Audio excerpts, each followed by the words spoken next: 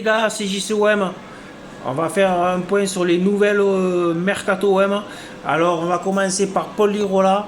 D'après la presse italienne, Paul Lirola ne devrait plus tarder à rejoindre l'OM. Les deux clubs sont tombés d'accord. Juste un petit détail à régler quoi.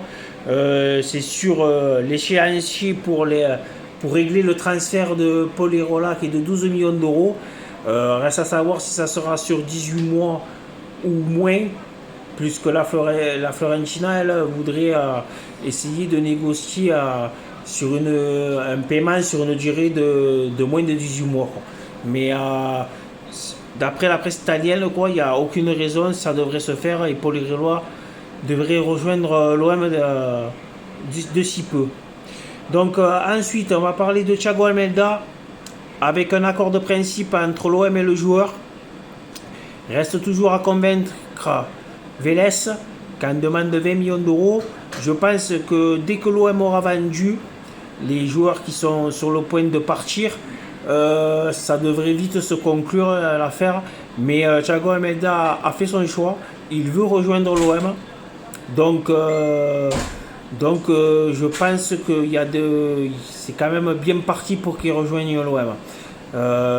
Après, est-ce qu'il rejoindra l'OM dès cet été ou est-ce qu'il rejoindra l'OM en janvier? Ça peut être signé actuellement, on va dire, mais il pourrait rejoindre l'OM aussi qu'en janvier ou cet été.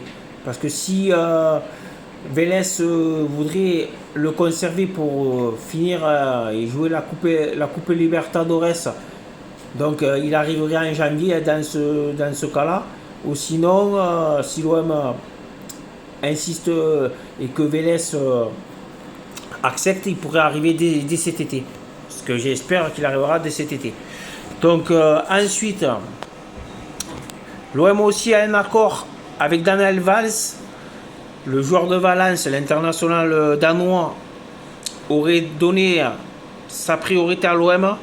Je pense que là, il y a vraiment de très très grandes chances que ça se fasse. En plus que Pablo Longoria connaît bien les dirigeants de Valence, puisque si je ne dis pas de bêtises, il a travaillé aussi là-bas à Valence. Donc je pense que ça va se faire. C'est un transfert en plus qui ne nous coûterait pas tellement cher, puisqu'il s'élève juste à 1,5 million d'euros, voire à 3 millions, pas plus. Quoi. Donc je pense qu'il y a de grandes chances que Daniel Valls soit à l'Olympique de Marseille.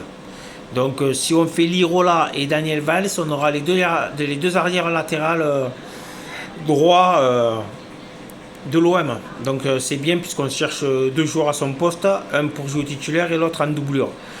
Donc ensuite, sur le point des départs, Gaëtan Sarr, vous savez, est suivi de très très près, notamment en Angleterre. L'OM accepterait, au départ c'était 25 millions d'euros, mais ils accepteraient quand même 20 millions d'euros pour le laisser partir.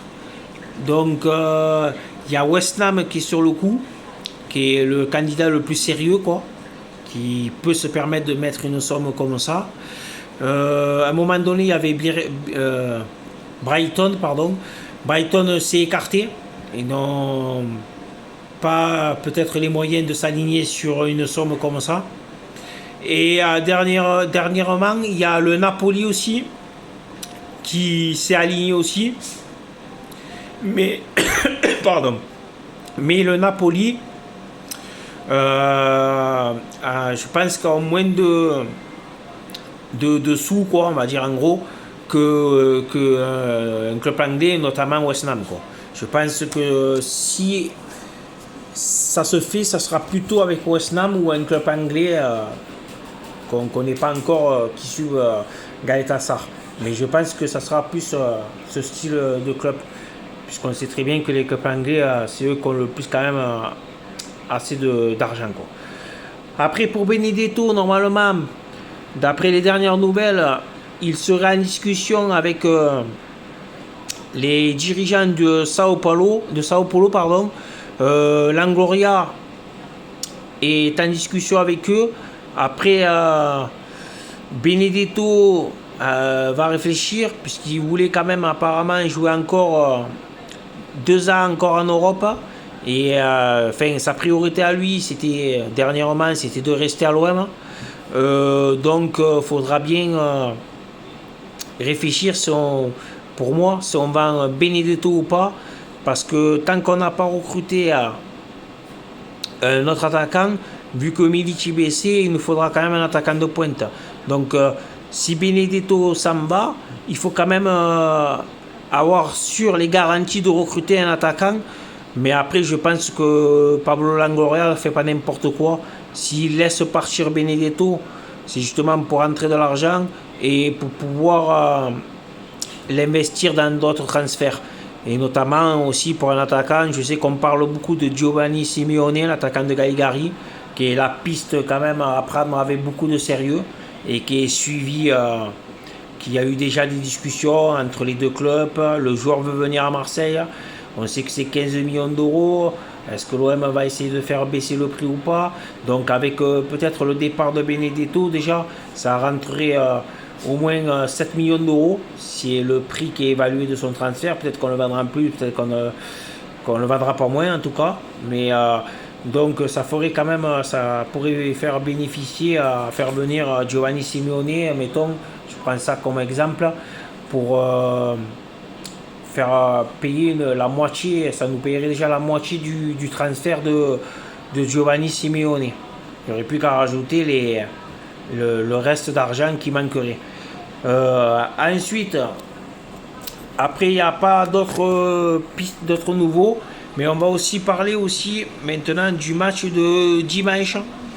Vous savez que l'OM va jouer un 5e match de préparation à Benfica, dimanche soir à 21h à Lisbonne. Le match sera diffusé sur C8 pour ceux qui ne le savaient pas. Benfica, je voulais en parler de ce match parce que ça rappelle des souvenirs. Des souvenirs de demi-finale de Ligue des Champions en 1990 où on s'était fait voler au match retour là-bas. On avait perdu 1-0 là-bas au match retour avec la main de Vata. Sur un corner de Valdo, on avait perdu 1-0 et on s'était fait éliminer. On n'avait pas pu disputer la finale déjà contre Milan à l'époque. On s'était fait sortir au match aller, on avait gagné 2-1. C'est Sosé et Papin qui avaient marqué pour les Marseillais. On aurait pu marquer beaucoup plus de buts comme ça. Mais on avait pris ce but à l'extérieur qui nous a coûté la qualification au retour. C'était un but marqué par Lina, le joueur portugais de cette équipe de Benfica à l'époque. Mais c'était quand même déjà un souvenir dur à l'époque parce qu'on pouvait jouer une première finale de Ligue des Champions à l'époque en 90. Bon, on en a rejoué 2 autres en Ligue des Champions après et 3 autres en Ligue Europa après. Mais bon, c'était quand même un mauvais souvenir. Je voulais faire un point sur ça parce que moi, ça m'a marqué quand j'étais jeune. Et je voulais faire juste un petit retour sur ça, quoi. Voilà. Donc après, il n'y a pas plus, les gars. Merci à tous mes abonnés. Pour ceux qui ne sont pas abonnés, abonnez-vous s'il vous plaît, les gars. Mettez le petit pouce bleu qui va très bien. Partagez avec vos proches, avec vos amis. Et voilà, quoi. Et n'oubliez pas d'activer la cloche pour rien manquer de mes vidéos. Voilà, après c'est tout, les gars. Donc on se donne rendez-vous, je pense plus, je vous ferai ça lundi pour le débrief de Benfica OM. Et puis voilà, quoi. Bon, allez, bonne soirée, les gars, et ciao ciao, à la prochaine, ciao ciao.